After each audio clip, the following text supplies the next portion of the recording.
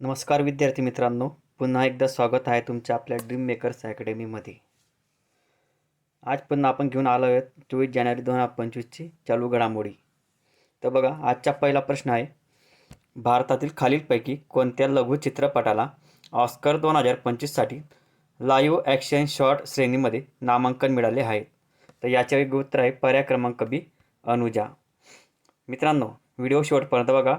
हे सर्व current affair येणाऱ्या 2025साठी महत्त्वाचे ठरणार आहेत. तुम्ही अजूनपर्यंत आपल्या चॅनलला सबस्क्राईब केलं नसेल तर लवकरात लवकर सबस्क्राईब करून घ्या आणि व्हिडिओला लाईक करा, म्हणजे येणारे व्हिडिओची लिंक तुम्हाला लवकरात लवकर भेटेल. तर चला पुढच्या प्रश्नाकडे. दुसरा प्रश्न आहे, सध्या भारतीय रिझर्व्ह बँकेचे गव्हर्नर कोण आहेत? याचे योग्य उत्तर आहे पर्याय क्रमांक बी, संजय मल्होत्रा. 3 नंबरचा प्रश्न बघा, बुद्धिबळपटू डी गुगेश यांच्या लाईव्ह रेटिंगनुसार कितवा क्रमांक आहे? याचे योग्य उत्तर आहे पर्याय क्रमांक डी, चौथा. प्रश्न क्रमांक 4 बघा, दरवर्षी प्रजासत्ताक दिनानिमित्त आयोजित परेड कुठे होत असते? याचे योग्य उत्तर आहे पर्याय क्रमांक सी, राजपथ. 5 नंबरचा प्रश्न, प्रजासत्ताक दिनानिमित्त आयोजित परेडच्या इतिहासात कोणत्या राज्याच्या चित्ररथाने सर्वाधिक पुरस्कार जिंकले आहेत? याचे योग्य उत्तर आहे पर्याय क्रमांक बी, तामिळनाडू. 6 नंबरचा प्रश्न, निवडणूक आयोगानुसार भारतातील मतदारांची संख्या किती कोटी झाली आहे? याचे योग्य उत्तर आहे पर्याय क्रमांक डी, 99.1. पुढचा प्रश्न बघा, निवडणूक आयोगानुसार मतदार यादीत 18 ते 29 वयोगटातील मतदारांची संख्या किती कोटी आहे? याचे योग्य उत्तर आहे पर्याय क्रमांक ए, 21.7. 8 नंबरचा प्रश्न, निवडणूक आयोगाच्या अहवालानुसार मतदारांच्या लिंग गुणोत्तरात वाढ होऊन ते आता किती झाले आहे? याचे योग्य उत्तर आहे पर्याय क्रमांक सी, 954. मित्रांनो, आपल्या अजून करंट अफेअरचे व्हिडिओ आहेत, ते तुम्ही आपल्या चॅनलच्या प्लेलिस्टमध्ये जाऊन बघू शकता. पुढचा प्रश्न बघा, 9 नंबरचा प्रश्न, पिके आणि त्यांच्या लागवडीखालील क्षेत्राच्या अचूक आकडेवारी सरकारला प्राप्त व्हावी म्हणून केंद्र सरकारने कोणती योजना सुरू केली आहे?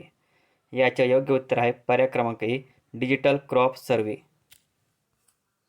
10 नंबरचा प्रश्न बघा, समलिंगी विवाह मंजुरी देणारा समलिंगी कायदा लागू करणारा पहिला देश कोणता आहे? याचे योग्य उत्तर आहे पर्याय क्रमांक ए, नेदरलँड. 11 नंबरचा प्रश्न बघा, प्रजासत्ताक दिनाच्या पूर्वसंध्येला खालीलपैकी कोणते पुरस्कार जाहीर आणि वितरण करण्यात येतात? बघा, याचे योग्य उत्तर आहे पर्याय क्रमांक डी, म्हणजे शौर्य पुरस्कार, भारतरत्न पुरस्कार आणि पद्म पुरस्कार. हे तिघही पुरस्कार प्रजासत्ताक दिनाच्या पूर्वसंध्येला म्हणजे 26 जानेवारीच्या आदल्या दिवशी 25 जानेवारीला संध्याकाळी हे तिघही पुरस्कार जाहीर आणि वितरण करण्यात येतात. 12 नंबरचा प्रश्न बघा,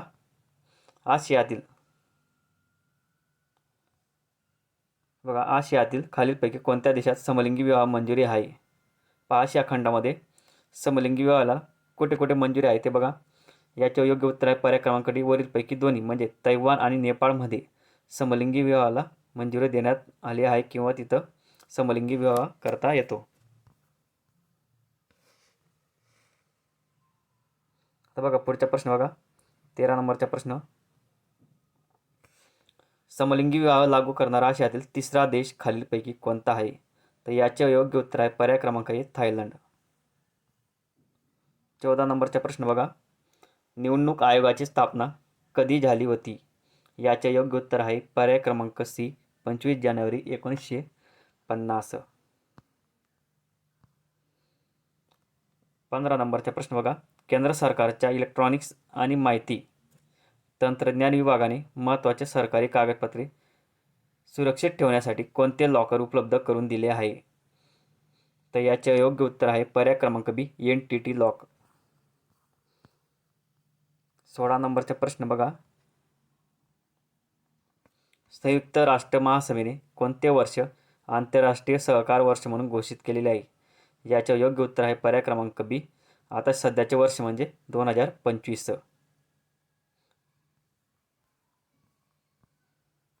17 नंबरचा प्रश्न बघा.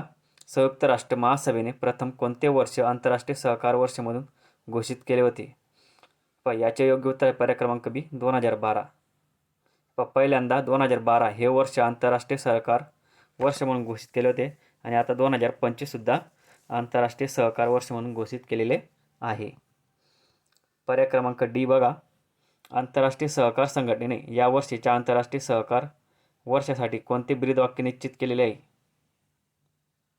बघा ब्रीदवाक्य बघा आता आंतरराष्ट्रीय सहकार वर्षासाठी सहकाराच्या माध्यमातून उत्तम विश्वाची बांधणी हे ब्रीदवाक्य आहे. 19 नंबरचा प्रश्न बघा. जागतिक आरोग्य संघटनेला खालीलपैकी कोणता देश सर्वाधिक निधी देतो? याचे योग्य उत्तर आहे पर्याय क्रमांक ए अमेरिका. 20 नंबरचा प्रश्न.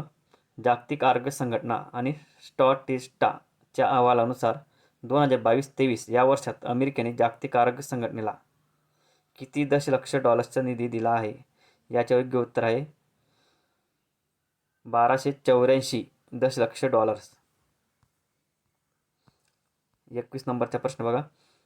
संयुक्त राष्ट्र महासभेची आंतरराष्ट्रीय सहकार वर्ष घोषित करण्याची आतापर्यंतची कितवी वेळ आहे? तर याचे योग्य उत्तर आहे पर्याय क्रमांक बी म्हणजे दुसरी वेळ आहे. 22 नंबरचा प्रश्न. प्रजासत्ताक दिनानिमित्त परेड राजपथावर आयोजित करण्यात येते. या राजपथाला सध्या कोणत्या नावाने संबोधले जाते? तर याचे योग्य उत्तर आहे पर्याय क्रमांक ए कर्तव्य पथ. 23 नंबरचा प्रश्न. जागतिक आरोग्य संघटनेतून बाहेर पडण्याचे निर्णय खालीलपैकी कोणत्या देशाने घेतलेला आहे?